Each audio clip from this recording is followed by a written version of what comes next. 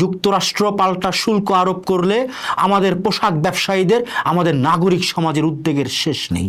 পোশাক খাত না বাঁচলে নাকি দেশের অর্থনীতি বাঁচবে না, ব্যবসা বাঁচবে না, ব্যবসায়ীরা পথে বসে যাবে, ব্যবসায়ীরা হানিমুন করতে সুইজারল্যান্ড যেতে পারবে না, তাদের ছেলেমেয়েরা আমেরিকায় পড়াশোনা করতে পারবে না। কিন্তু যে পোশাক শ্রমিকেরা সামান্য টাকায় মজুরিতে গোটা খাতকে টিকিয়ে রেখেছেন, দেশের অর্থনীতির ভিত শক্ত করে রেখেছেন, তারা যখন কারখানায় গিয়ে পুরে কয়লা হয়, লাশটাও চেনা যায় না, তাদের জন্য আমাদের একটু মায়াও হয় না, আমাদের একটু সময় হয় না। আচ্ছা বলুন তো, একজন মা সারা জীবন নিজেকে কিভাবে বুঝ দিবে যে মেয়েকে তিনি বাসায় বসে সেলাই কাজ শিখিয়েছিলেন, সুতার কাজের দীক্ষা দিয়েছিলেন, সেই মেয়ে মাত্র 2 সপ্তাহ আগে কারখানায় চাকরি নিয়ে নিখোঁজ হয়ে যাবে?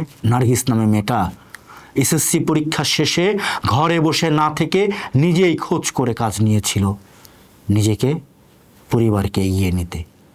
সেই মেয়ের আর কলেজে ওঠা হলো না, নানা সংগ্রাম পেরিয়ে জীবনের পথে এগিয়ে যাওয়া হলো না। মাহিরা, আরেক শ্রমিকের মায়ের কথা ভাবুন তো, হাসপাতালের মর্গে মেয়ের লাশের সামনে নিস্তব্ধ হয়ে আছেন।